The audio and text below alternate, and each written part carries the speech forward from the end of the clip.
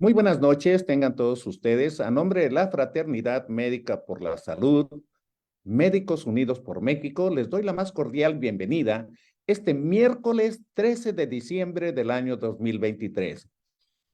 El tema de la videoconferencia del día de hoy lleva por título La responsabilidad social y legal del médico que desempeña cargos administrativos públicos o privados, y va a ser impartido por el doctor Juan Héctor Martín Meléndez Romero. El doctor Meléndez es egresado de la Escuela de Medicina de la Universidad Autónoma de Coahuila, en Torreón. Es egresado de la especialidad de pediatría médica. También tiene un doctorado en farmacología por el Seguro Social y la Universidad de Guadalajara. Es ex investigador principal en Guadalajara por la Universidad de Texas en Houston. Es abogado por la Universidad de Guadalajara, mediador de paz municipal en Guadalajara, Jalisco, y actualmente es médico en retiro. Además, quiero agregar que Juan Héctor, como le digo, es un excelente amigo, colega, experto, asesor, y ha participado en todas las actividades que hemos tenido en Médicos Unidos por México. Es un gusto para mí ceder los micrófonos al doctor Juan Héctor Martín Meléndez Romero. Adelante, Héctor.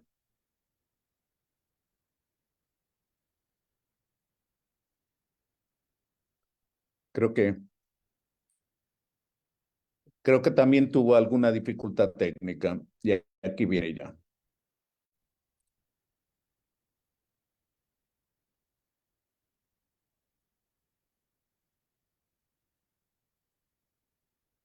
Listo.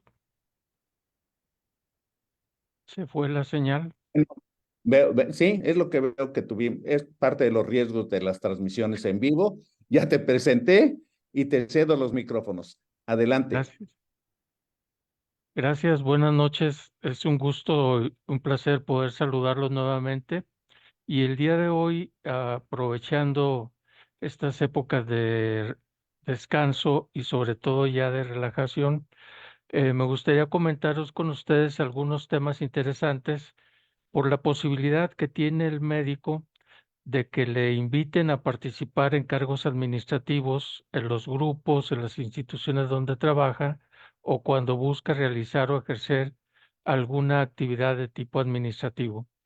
Frecuentemente nos preguntan si yo desempeño un cargo administrativo como jefe, encargado, director de una unidad hospitalaria, ¿esto me implicará alguna función o una penalidad extra? Y la respuesta es sí. Por eso pretendo o intento el día de hoy compartir con ustedes información relacionada con la responsabilidad social, así como algunos aspectos legales que implican que el médico desarrolle o desempeñe actividades de tipo administrativo. Para realizar esta revisión, les propongo que analicemos el concepto y la finalidad de la responsabilidad social, sobre todo en las últimas 3 décadas, en el cual ha habido cambios curriculares, así como cambios en las actividades profesionales del médico que implican una mayor responsabilidad y el ejercicio de mayor número de actividades. También es necesario aclarar algunas características específicas de lo que puede ser el conflicto de interés y cómo debe declararlo un médico para poder ejercer completamente su profesión. Y al final, con las reservas que siempre les he manifestado, revisar la legislación en nuestro México que se relaciona con la responsabilidad del médico que desempeña cargos públicos o privados. Recordar que esto lo podemos obtener directamente de las fuentes de la Cámara de Legisladores, pero también de que esto se modifica día a día y debemos estar enterados de cuáles son estas actividades y cómo poder desempeñarlas con mayor objetividad. Para cumplir el primer objetivo, es necesario recordar rápidamente cómo el pediatra, sobre todo cuando lleva a cabo la prevención, el diagnóstico, el tratamiento de los padecimientos de sus pacientes pediátricos, tiene que desarrollar actividades en relación a la familia, sobre todo a los padres o tutores responsables, pero también en la sociedad donde se desarrolle se encuentra esto menor. Así, debemos de reconocer que el pediatra tiene una injerencia directa con la familia del paciente e indirecta con el medio en que se encuentre, llámese guarderías, escuelas o inclusive grupos sociales o colonias. Ahora es muy frecuente que identifiquemos en nuestros pacientes grupos sociales relacionados con la religión, con la etnicidad o inclusive con el nivel socioeconómico que tenga la familia de nuestro paciente. Por eso es que desde hace más de 30 años existe el desarrollo y la adecuación de estos conceptos de responsabilidad social que influye al profesionista de la salud y sobre todo en grupos específicos como la pediatría, la ginecobstetricia, la perinatología, así como la medicina interna, donde se tienen que desarrollar este tipo de actividades. Me parece oportuno que retomemos algunos de los conceptos manifestados por María Teresa Alfonso Roca, ya que ella nos participa que esta responsabilidad social, si bien es cierto que la aprendemos desde la facultad con la enseñanza de nuestros profesores o tutores, también debe ser incluida ya en la currícula del profesional de la salud. Y esta es una tendencia que empezó a ejercerse desde 1990, pero que tiene un auge mayor a principios del siglo XXI.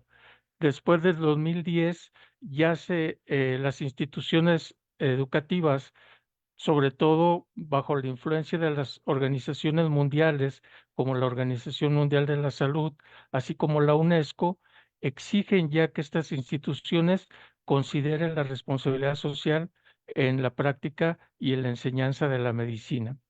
Y aquí hay dos conceptos muy interesantes.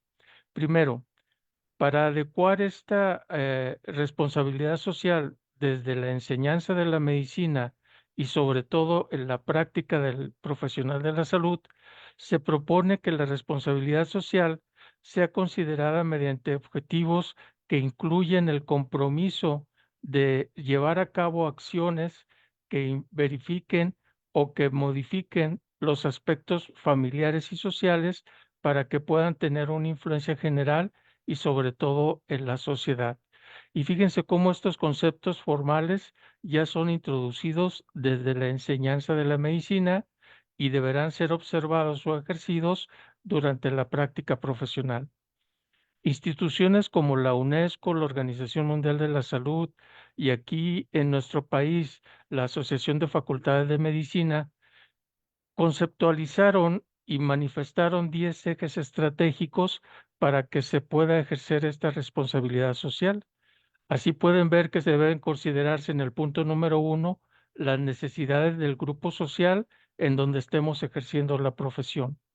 También el participar organizando a estas instituciones, así como los grupos sociales, para que se difunda y se practiquen estas responsabilidades sociales. Y llama la atención en el punto número 4, donde ya se establece que además de la formación y difusión de estas responsabilidades sociales, se haga una especie de retroalimentación con base en los resultados que se esperan obtener de la intervención del médico en la sociedad. Y esto implicaría, como lo manifiestan en el punto número 7, que exista una mejora continua de la calidad de la educación enfocada al grupo social donde se ejerce la profesión, pero también en otras actividades como son la investigación y en la prestación de servicios. Fíjense cómo aquí la prestación de servicios hace hincapié en que estos pueden ser de tipo privado, como lo podemos ejercer nosotros en nuestras colonias, o de tipo público, cuando ejercemos actividades en hospitales, instituciones, etcétera. Y además nos pide que tengamos un papel de definir estas actividades en el grupo social, para lo cual tendríamos que establecer objetivos, evaluarlos y adaptarlos o adecuarlos de acuerdo a los resultados que estemos obteniendo. Podríamos decir que hasta este momento, desde el siglo pasado, se define y se especifica cuál es el papel del médico en la sociedad y esto nos implica tener una responsabilidad social. Ahora sabemos que además de recibir la responsabilidad profesional de atender la salud de nuestros pacientes, debemos llevar a cabo acciones o conductas que nos permitan establecer una influencia positiva en el grupo social. Y me parece también oportuno, además de los conceptos de la doctora Alfonso, establecer cómo desde el año 2016 nuestros líderes académicos, como fue Juan Ramón de la Fuente, académico de la Universidad Nacional Autónoma de México, y que además fungió como secretario de Salud, establece en una de sus conferencias cómo los médicos ahora, además de tener un compromiso ético, moral y profesional en el desarrollo de nuestra actividad con los pacientes, también tenemos que considerar cuáles son las conductas o actitudes de quienes establecen las leyes en la sociedad, algunos conceptos de los teólogos en relación a la economía de los pacientes, la filosofía o deontología de la medicina, así que cómo debemos de comunicar y llevar a cabo estas actividades. Por eso, en su conferencia, el doctor José Juan Ramón de la Fuente establece que si bien tenemos una formación profesional, debemos de adaptarla y modificarla de acuerdo al medio en que nos encontremos para generar un estímulo positivo en el desarrollo social. También es importante recordar que es precisamente esta profesión que desarrollamos junto con nuestros deseos, conductas o inclusive nuestras preferencias, lo que puede ocasionar un conflicto de interés. Y para eso nos proponen algunos autores, como en el caso de Rogelio Alticent, que el conflicto de interés, que si bien puede ser parte de una figura moral o de la conducta del profesional de la salud, puede tener una controversia o tener un choque con lo que podría ser una actitud responsable hacia la sociedad. Un conflicto mayor, que es la conducta del profesional de la salud, con un conflicto que puede ser el interés social para llevar a cabo una actividad. Y en este caso, se nos pide que así como tengamos la necesidad de identificar estos conflictos de interés, además lo expresemos o lo declaremos. En medicina, esto ha sido una práctica de más de 30 años, donde sobre todo las actividades científicas o profesionales, desde el desarrollo de un trabajo de investigación, de una tesis, y no se diga ya de algún trabajo formal, como puede ser la investigación clínica, nos pedían los diferentes comités, tanto de pares como de ética o bioética de los hospitales, que identificáramos y declaráramos estos conflictos de interés. En un principio, el conflicto de interés que más fue identificado es el conflicto de interés financiero o económico. Y así tendríamos que especificar a nuestros pares que si estamos recibiendo alguna subvención, algún sueldo, alguna prestación de una institución que nos pudiera crear una influencia en nuestra manera de pensar, de comportarnos, etcétera. Y así surge cómo se puede llevar a cabo la declaratoria del conflicto de interés. Y es este mismo autor, Rogelio Antilsen, quien nos ayuda a identificar este tipo de conflictos y sobre todo cómo podemos manejarlos. Para Rogelio Alticén existen dos tipos de conflicto de interés. Uno, el que puede interferir en una decisión del profesional de la salud y sobre todo los que son de tipo financiero, es decir, modificar una conducta o no expresar un resultado que puede modificar el beneficio financiero que obtenemos al desarrollar las actividades profesionales. Llámese sueldo, llámese beca, llámese también aportaciones económicas para el desarrollo de la profesión. Pero además del conflicto financiero, podemos también tener conflictos de tipo profesional no financiero. Por ejemplo, la obtención de cargos o niveles en el índole público o privado que nos den a nivel social una mejor posición o una mayor injerencia o influencia en el entorno en que nos desarrollamos. También considera Rogelio Alticent, que puede haber un conflicto financiero, no financiero de tipo personal, cuando existe un beneficio personal directo, desde un simple regalito de una ah, utilería, equipos o inclusive beneficios personales como vacaciones pagadas, etcétera. Y en este caso, además de que nos lo podamos recibir nosotros en lo personal, también se pueden extender estos beneficios hacia un tercero que pueden ser familiares, amigos, colegas, etcétera. Esto llama la atención porque en nuestro país, desde 1990, existe la tendencia a formar grupos de investigación, colectivos, en el cual los beneficios del desarrollo de estas actividades comúnmente se comparten. Eso puede ser una actividad inherente al desarrollo de los grupos de investigación, pero cuando menos tenemos la obligación de identificarlos y declararlos para que quienes nos evalúen tengan en mente este tipo de intereses o conflictos. Ya en la práctica profesional y sobre todo en los aspectos jurídicos, existen otros tipos de beneficios que deben ser considerados. Por ejemplo, cuando el beneficio que se recibe es el pago o una percepción de tipo particular que puede ser económica o en prestaciones o en especie, en este caso no tenemos nosotros, el profesional de la salud, un interés propio, pero sí vamos a recibir un beneficio y en ese caso se puede tipificar para lo que se cree considerado como un delito de soborno. Es decir, desarrollar una actividad profesional y proveer un resultado que va acorde a los beneficios de un tercero. Aquí básicamente se identifica que no hay interés o no hay un conflicto propio, si bien se recibe una prestación a cambio de un resultado específico.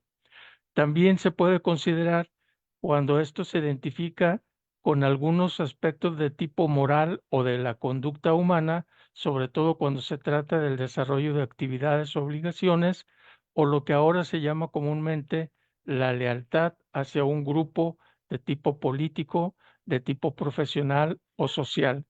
Es decir, no habrá un beneficio tangible en específico monetario, pero sí habrá un beneficio al pertenecer a un grupo social en el cual nos desempeñamos.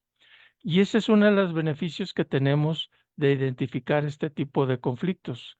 Si los declaramos, los publicamos o los damos a conocer, esto beneficiará el desarrollo de nuestras actividades.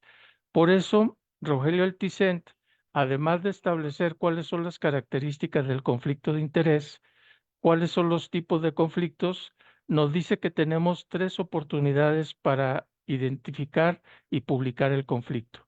Uno, cuando lo declaramos de manera voluntaria. Dos, cuando exponemos en nuestras publicaciones este tipo de conflictos o subvenciones. Y tres, cuando nos son requeridos a través de una querella. Básicamente, quienes han tomado las riendas de este tipo de potenciales conflictos de interés se han organizado en grupos a nivel nacional, internacional, como es el grupo de la Asociación Médica Mundial, donde ellos establecen ya desde el año 2009 en sus diferentes asambleas y sobre todo la última que fue llevada a cabo en octubre del 2015, cuáles son las características del conflicto de interés y en qué actividades del profesional de la salud pueden influir.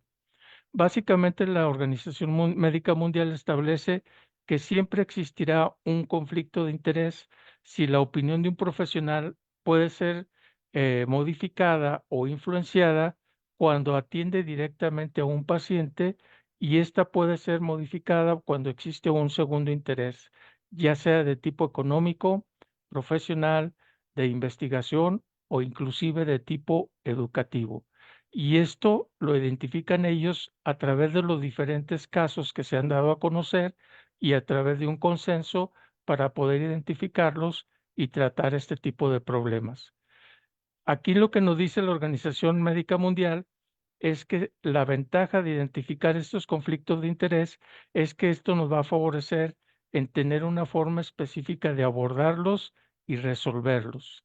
Por eso, la Organización Médica Mundial identifica que existen conflictos de interés tanto en la práctica de la medicina en general, en los diferentes niveles de prevención, diagnóstico, tratamiento de las enfermedades de los pacientes, pero también para el profesional de la salud habrá conflictos de interés cuando desarrolle actividades de investigación, sobre todo en la industria farmacéutica, en las actividades de educación médica, cuando se establece la docencia en las instituciones de salud, así como también cuando se ocupe cargos y actividades de gestión de administración.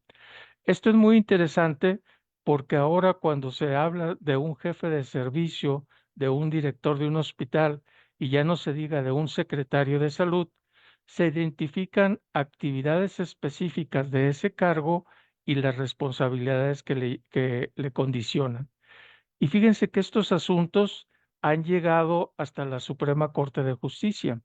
Y por ser un problema de tipo administrativo, se encarga sobre todo al Consejo de la Judicatura Federal para que se analice este tipo de problemas. Y en esta ficha, que está tomada directamente de la página web del Consejo de la Judicatura General, nos dice cómo se puede identificar los conflictos de interés, sobre todo los de tipo administrativo, cómo se pueden clasificar y qué se puede hacer para tratar o mediar en este tipo de conflictos. Si ustedes se fijan en la definición de concepto de conflicto de interés que nos da el Consejo de la Judicatura, es básicamente similar al que nos han proporcionado en la academia, en las organizaciones mundiales, y donde nos dice que siempre habrá un conflicto de interés cuando se contrapongan o haya conflicto entre el interés personal y el interés secundario o de la profesión en particular. Y esto los clasifica en tres tipos de conflictos. El conflicto de tipo real, cuando aquí se identifica objetivamente que la persona modifica o tiene influencia en sus decisiones para favorecer o obtener un resultado que le dé un beneficio personal, así como un beneficio a la persona que está atendiendo. El conflicto de interés también puede ser de tipo aparente cuando nosotros declaramos que tenemos intereses de tipo de conducta profesional, así como de tipo religioso, filosófico, etcétera, y estamos ante un caso que obviamente va a tener un choque directo con este tipo de influencias. Y puede ser un conflicto de interés de tipo potencial siempre que un servidor público, llámese directivo, jefe de servicio o encargado de un grupo, tenga intereses de tipo privado que puedan ser pueden ser susceptibles a influencias o injerencias del factor externo. Así, estos tres tipos de interés o conflicto de interés, debemos de identificarlos y declararlos. ¿Y qué podemos hacer entre tal situaciones, sobre todo cuando se trate de un funcionario público? Pues de manera personal, declararlos o bien identificarlos cuando son requeridos a través de la queja de un ciudadano. ¿Cómo los podemos confrontar cuando nosotros tenemos esa motivación de voluntariamente declararlos? Podemos identificar el conflicto, manifestarlo e inmediatamente excusarse para llevar a cabo las actividades profesionales, aduciendo que éstas pueden ser influidas por el interés personal. También deberá de informarse, en este caso, entendiendo que todo funcionario público se encuentra en un nivel jerárquico, habrá superiores, habrá subordinados, y en este caso, informar sobre todo por escrito al superior inmediato de este conflicto de interés. Y esto podría facilitar para que la persona sea relevada de la atención de ese caso y un tercero o otro profesional de salud que no tenga este tipo de conflictos pueda atender el caso en particular. Esto es interesante porque esto está muy relacionado con lo que ahora se maneja en la objeción de conciencia. Es decir, no solo el médico o el profesional de la salud común puede manifestar la objeción de conciencia, sino también el administrador o el directivo, pero lo hará a través de la declaración de un conflicto de interés. Y de esa manera, el superior jerárquico o la autoridad superior deberá de intervenir para resolver este tipo de problemas. Y sobre todo lo que recomienda el Consejo de la Judicatura es que una vez que se manifieste públicamente, así como que se informe a la autoridad superior, se lleven a cabo, se sigan específicamente las instrucciones que estos nos proporcionan. Puede ser desde la no intervención, el de apoyar o dar tutoría en algunos casos, o seguir interviniendo de acuerdo a lo que considere el superior jerárquico. Y finalmente, ¿qué puede suceder si nosotros no declaráramos ese conflicto de interés? Pues que el tercero o el que ahora se podría identificar como perjudicado pudiera interactuar directamente con la autoridad superior, informándole de este conflicto de interés, y esto nos condicionaría a problemas mayores al no haber actuado voluntariamente para identificar y declarar estos conflictos de interés. Entonces, si se fijan, el que recibamos con mucho agrado y con un gran beneplácito nombramientos para participar en las jefaturas, en la dirección, en la coordinación o en las secretarías de salud, esto nos va a a llevar a cabo a tener posibilidad de conflictos de interés que debemos de identificar, que debemos de resolver y sobre todo de estar a la disposición de nuestras autoridades para que ellos intervengan y no ocasione un mayor perjuicio a un tercero o a un perjudicado. Hasta ahorita pudiera ser muy llamativo lo que es un conflicto de interés y sobre todo lo identificamos en la función pública. Pero fíjense qué interesante que ya desde hace un poco más de 13, 14 años, varias publicaciones del grupo de Dijail Anand identifican lo que puede ser un conflicto de interés académico. Si ustedes se fijan en un principio, yo me fui directamente a la presentación, pero al final haré la declaratoria de este conflicto de interés académico, donde se va a manifestar este tipo de actividades. Y fíjense cómo ellos también coinciden en el grupo de Gil Anand en que este conflicto de interés puede ser real, como ya se estableció en el ámbito administrativo.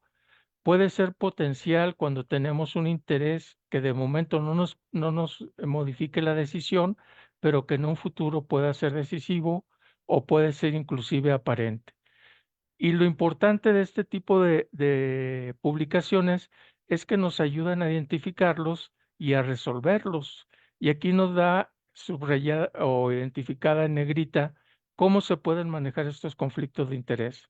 Fíjense lo que dicen ellos, que son tan frecuentes y que son ya más fáciles de identificar, que esto nos permite llevar a cabo una conducta de resolver estos conflictos, pero sobre todo de prevenirlos.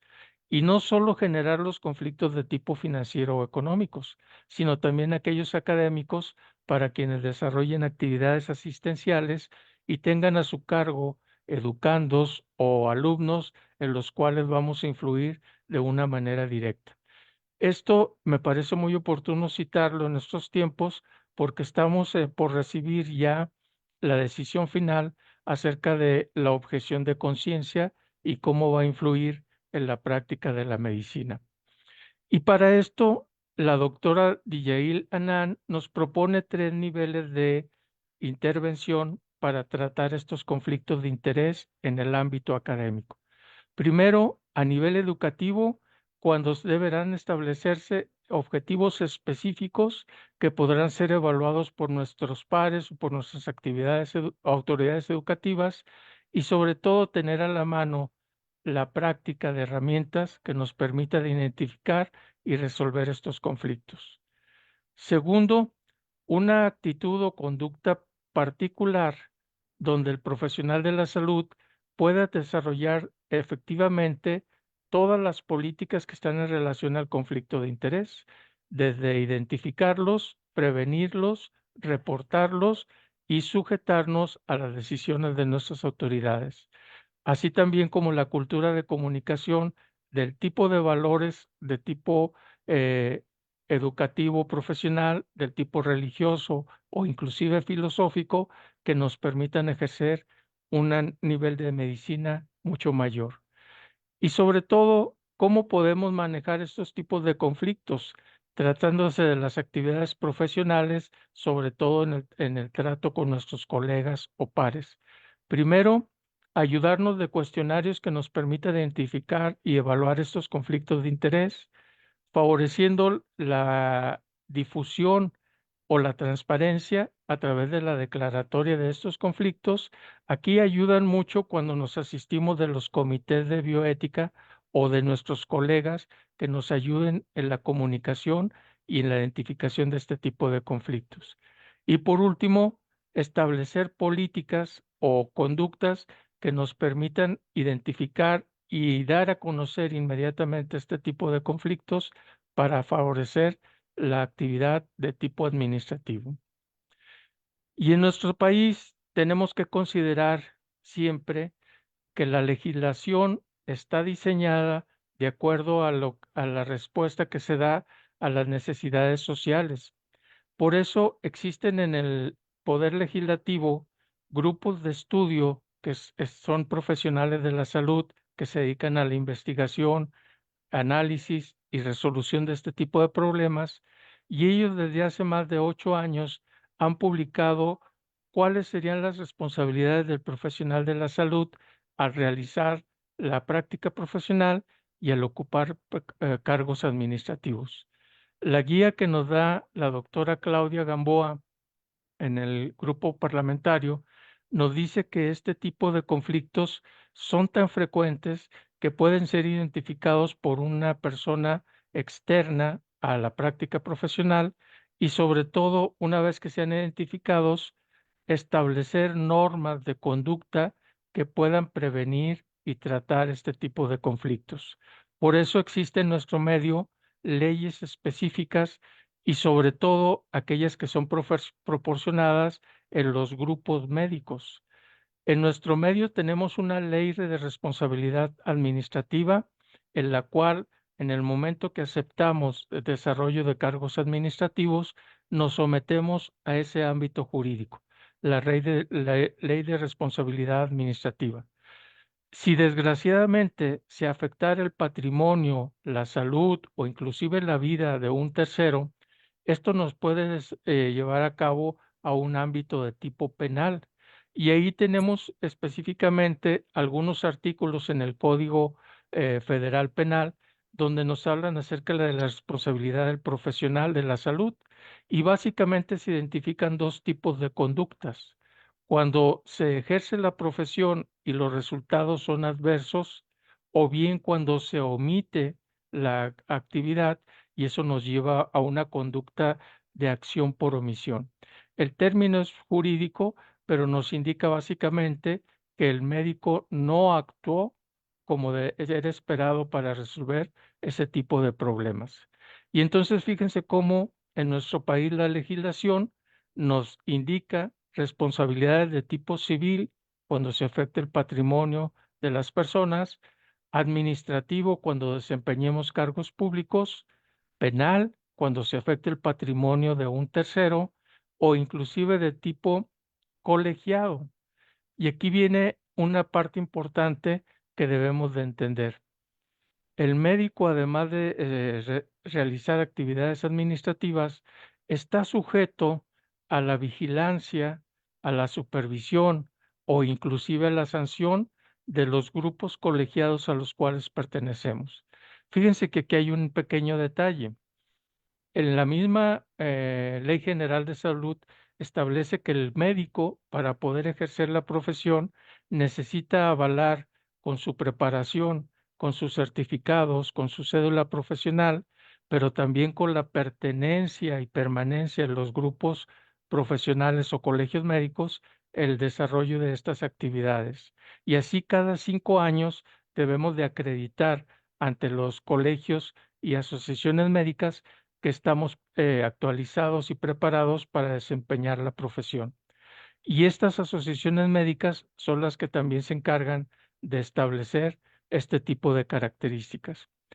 ¿Dónde encontramos esta relación entre la actividad profesional y la actividad legal, básicamente lo encontramos en la Ley de Responsabilidad Administrativa, específicamente en el artículo 108, donde nos dice cuáles serían los tipos de problemas o conflictos que puede enfrentar el profesional de la salud cuando desarrolle los cargos administrativos y qué tipo de sanciones pudiera recibir.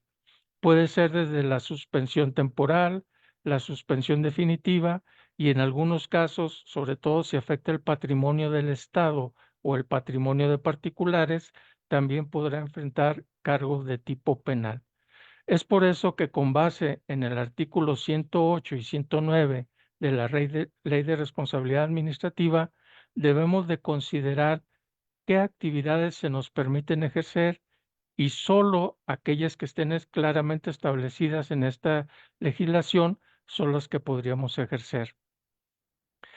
A nivel de las asociaciones o colegios médicos, me parece oportuno podríamos analizar cualquiera, porque fíjense que cada estado, al pertenecer nosotros a una federación o república, cada estado puede organizar y establecer su propia normatividad.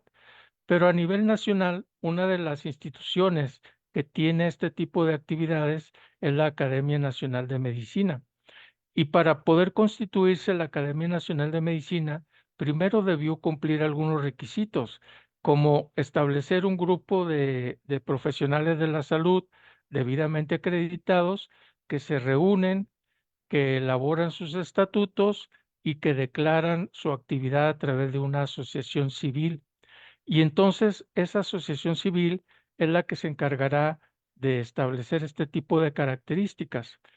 Como ejemplo, les voy a dar dos básicamente que están en los estatutos de la Academia Nacional de Medicina. Recordar que aquí confluyen la mayoría de los profesionales de la salud de todas las áreas, incluso puede tener afiliados o asociados y en algunos casos tener miembros honorarios.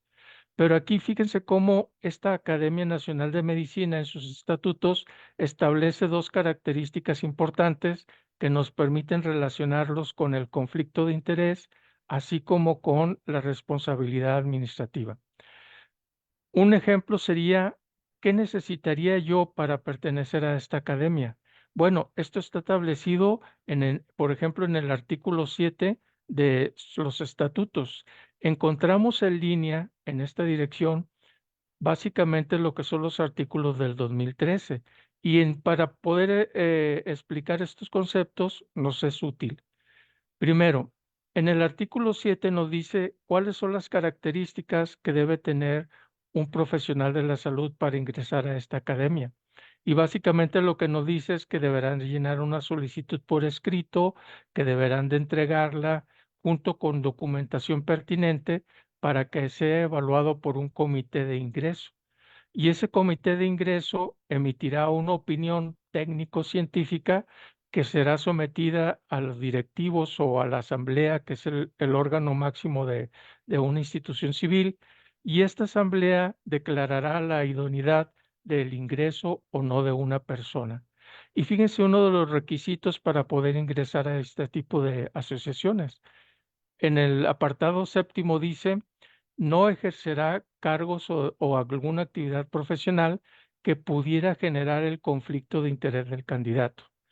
Es decir, si yo voy a participar en una actividad académica, como la enseñanza de la medicina, como puede ser la supervisión de los pares, y tengo al mismo tiempo otro cargo público o privado donde recibo beneficios por trabajar en la industria farmacéutica, en una dependencia de gobierno, etcétera, es obvio que estas dos actividades, la que tiene un interés particular con la que tiene un interés generalizado o de tipo bioético, pudieran condicionar un conflicto de interés. Y lo que debe hacer el aspirante a ingresar a la Academia Nacional de Medicina es declararlo. No solo él, fíjense cómo también incluye a sus cónyuges, a sus parientes inmediatos, que sería la segunda, tercera, hasta cuarta línea de relación familiar, así como en aquellas actividades que desarrolle para la academia. Entonces podemos ver en este ejemplo que si yo soy un profesional de la salud que tengo interés en participar en las actividades de esta asociación, de este grupo médico, debo de cumplir los requisitos de ingreso y uno de los cuales sería declarar el conflicto de interés.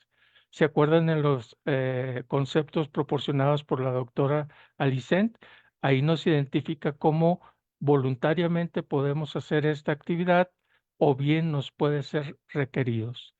Y otro de los ejemplos que podemos entender en este estatuto es que si alguno de los académicos, es decir, los que ya son miembros de la asociación y ocupan un cargo directivo, ya sea desde la presidencia, la vicepresidencia, etcétera, pero también en el comité de ingreso, o simplemente que sea un miembro activo de esta asociación, podrá objetar el ingreso de esta persona si identifica y expone públicamente un conflicto de interés del aspirante.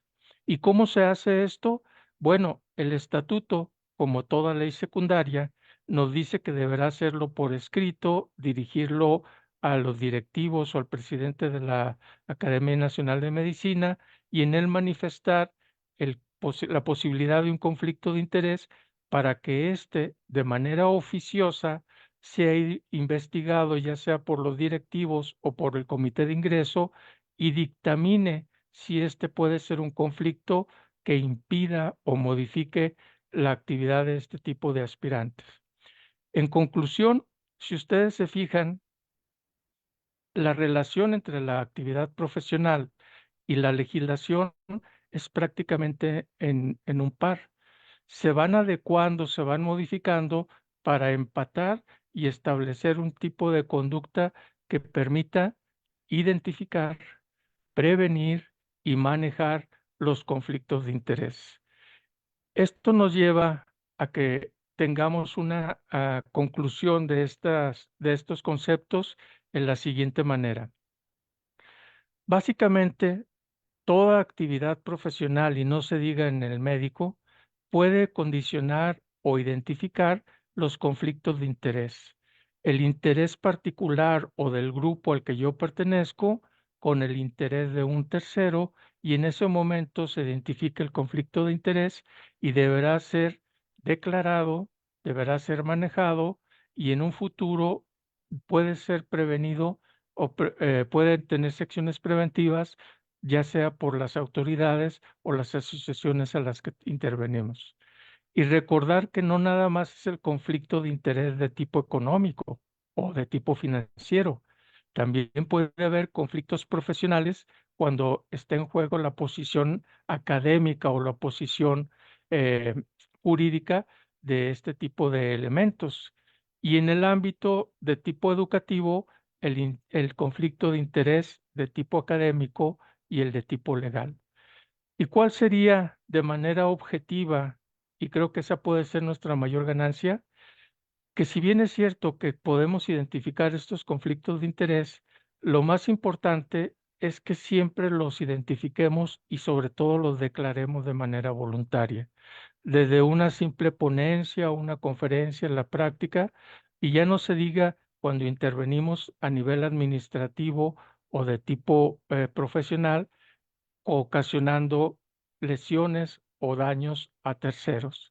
Y es por eso que pudiera ser que el conflicto de interés que no es declarado abiertamente o de manera voluntaria pueda ser requerido por un tercero, puede ser un colega, puede ser un paciente, puede ser una autoridad, y esto puede ser reclamado a través de una demanda de tipo civil, administrativo o penal. Y aquí considero que es importante identificarlos porque una demanda de tipo civil y en lo cual no podamos justificar nuestra actividad en el conflicto de interés, esto nos llevará a sanciones de tipo profesional o suspensiones de la actividad profesional. En el tipo administrativo nos pueden condicionar penas de tipo económico, pero también de tipo profesional, y ya no se diga la suspensión definitiva de la actividad profesional o de la cédula profesional. Y en el ámbito penal, dependiendo de cómo se tipifique este conflicto de interés, pero sobre todo de las consecuencias en el patrimonio público o en la salud de los pacientes, este pondrá inclusive incluir penas de tipo corporal como es la cárcel.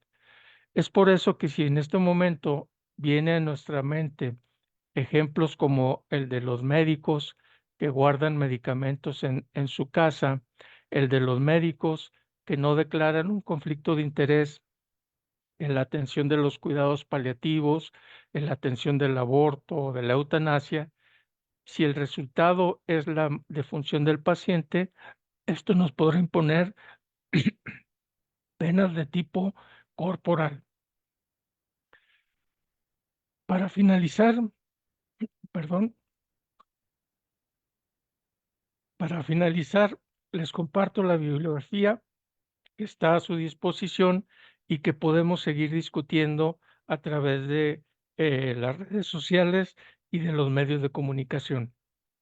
Recordar que lo que vimos ahora es la base jurídica y esta puede ser modificada a través de los cambios en los estatutos, en las leyes o inclusive en la Constitución en la que estamos expuestos. Con esto concluyo la exposición y quedo a sus órdenes para comentarios o preguntas. Pues definitivamente que es muy amplio y un poco complejo, porque pues no nos damos cuenta que todos los días hay un conflicto de interés. Y como no se denuncia, se hace una costumbre, o sea, o una práctica, ¿verdad? En la que entonces queda no solamente impune, sino que además puede tener repercusiones a futuro. Por ejemplo, dice, existe un conflicto de intereses si un médico en una asociación ocupa un cargo directivo y en otra similar, pero con diferentes estatutos, ocupa también un cargo directivo. ¿Existe un conflicto de intereses? Sí, definitivamente. Lo que pasa es que la actividad profesional del médico puede llevar a tener diferentes facetas, pero él deberá de identificar estos conflictos y declararlos públicamente para que ambas instituciones, ambas asociaciones a las que pertenezca, identifiquen, evalúen y declaren la idoneidad de esta pertenencia. Y así pudiera ser que si ambas instituciones declaran que no existe una aparente daño, entonces el médico podría ejercer ambas funciones. Pero si una de ellas o ambas declaran este conflicto, podrán eliminarlo o quitarlo de estos puestos directivos. La ventaja aquí es que se declare y que sea analizado el posible conflicto para intervenir y resolver este tipo de problemas. O sea, esto tiene interés porque, por ejemplo, en uno de los cargos de una asociación, tiene como ventajas secundarias, pues que le pagan hotel, viáticos, cursos, y en la otra también, también existe esta situación. Bueno, en el caso específico, podríamos recurrir a la información que presentamos en el cuadro, identificar estos conflictos de interés no de tipo financiero, porque él los está recibiendo en una especie, en sus viáticos. Y si lo reciben los dos por desarrollar una actividad similar o idéntica, obviamente ese es un perjuicio para ambas instituciones. Ahí lo que pudiera hacerse es, si la persona no ha declarado el conflicto de interés, sería notificarlo a los directivos de esas asociaciones para que ellos profundicen en la investigación y deduzcan cuáles serían las actividades a seguir en este tipo de conflictos. Administrativamente se puede llevar a cabo a través de una denuncia en el poder judicial administrativo o penal, dependiendo de qué tipo de subvenciones reciba la persona.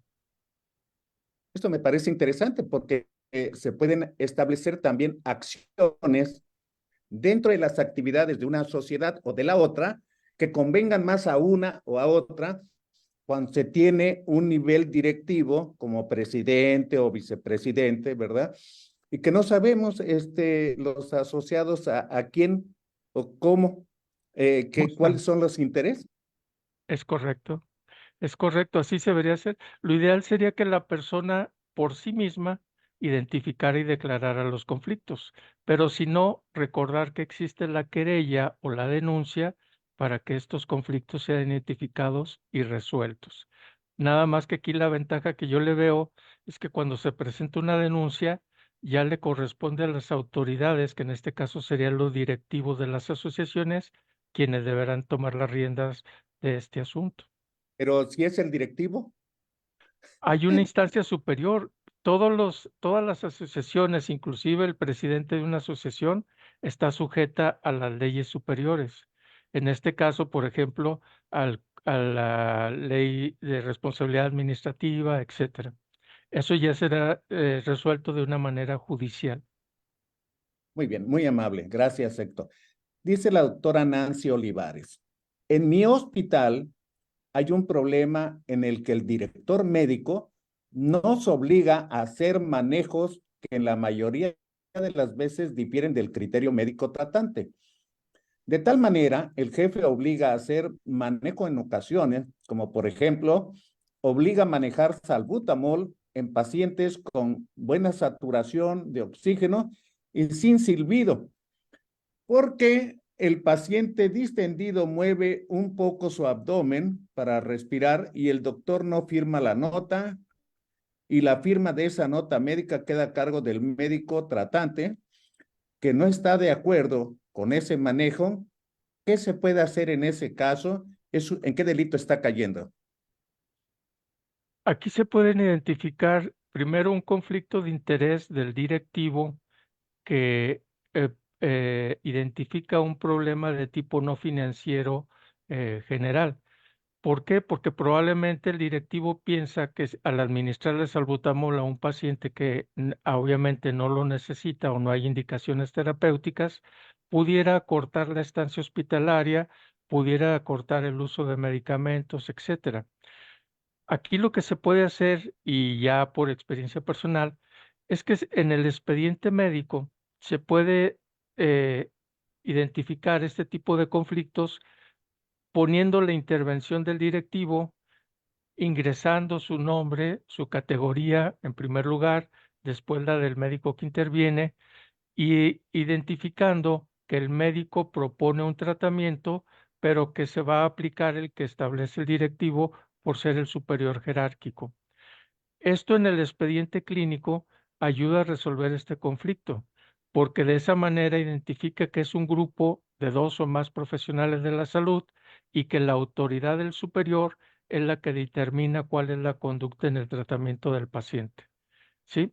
Eso ayuda mucho el establecerlo o indicarlo en el expediente y de una manera que yo les recomendaría como una asesoría es estar al pendiente de la evolución del paciente para que en cuanto se identifique reacciones adversas o efectos secundarios, en ese momento intervenir y ahora sí, con un respaldo profesional académico, así con un respaldo legal de la nota médica, poder intervenir y modificar las acciones que nos dictó el superior.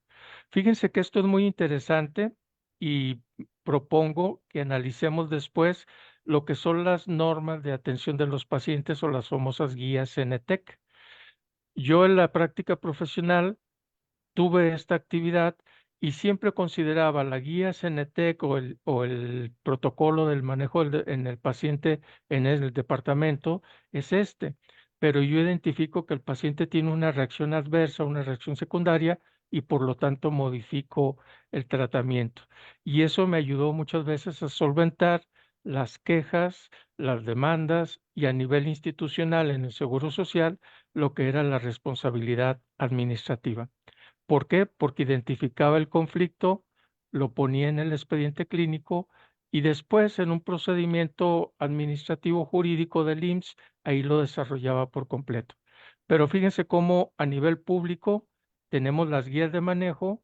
Si yo identifico un problema o un conflicto, inmediatamente intervengo para identificarlo y resolverlo. Y eso no quiere decir que yo sea perfecto, que yo tenga todas las soluciones, sino que estoy interviniendo con una conducta a favor del tercero o del paciente. Perfecto. Fíjate que para completar lo anterior, aquí me están poniendo que a lo mejor lo más sano y práctico en el caso de ese directivo de una sociedad médica que tiene cargo directivo en ambas, pues debería de renunciar a alguno de los dos con una medida honorable, decente y congruente. Así me pusieron. No sé, ¿qué opinas tú? Eso sería lo más sano, dicen. Sí, Pues evitaría conflicto de intereses. lo vimos al principio donde lo ideal, el escenario idílico sería que yo identificara mis conflictos de interés y los declarara para excusarme, ¿se acuerdan? Para Sí, notificar a mis superiores o inclusive para hacérselo valer ante un tercero. Eso sería lo ideal. Pero aquí podemos ver de entrada que si la persona está interviniendo en ambos lados, en ambas instituciones, es porque no lo ha hecho.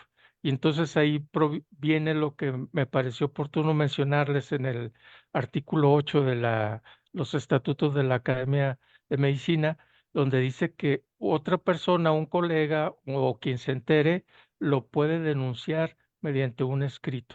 Y ya serían las autoridades quienes tengan que intervenir y declarar cuál va a ser la solución a ese tipo de conflictos. muy bien, muy amable. El académico doctor Jorge Chuk dice, si como pediatra tengo de paciente a un familiar directo, ¿hay un conflicto de intereses ahí?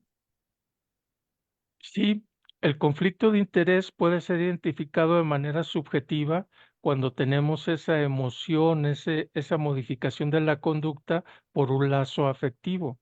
Ahí se identifica sobre todo el aspecto de tipo moral o bioético. Sería moral si lo entendemos en lo que es el deseo o la intención de la persona, y es bioético cuando la conducta se modifica.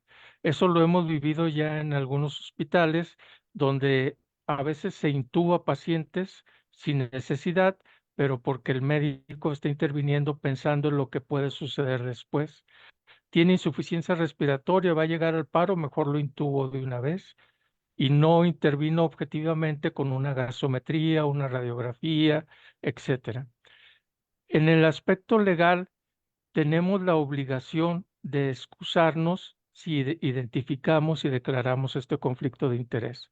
La única excepción sería que no hubiera otra posibilidad médica, que no hubiera otro colega que pudiera atender a nuestro familiar.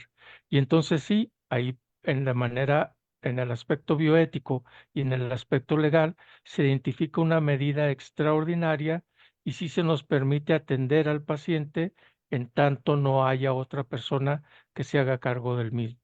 Por eso sí, en conclusión a la pregunta del doctor Chuk, es que definitivamente existirá un conflicto de interés abierto o no declarado cuando atendamos a nuestros familiares.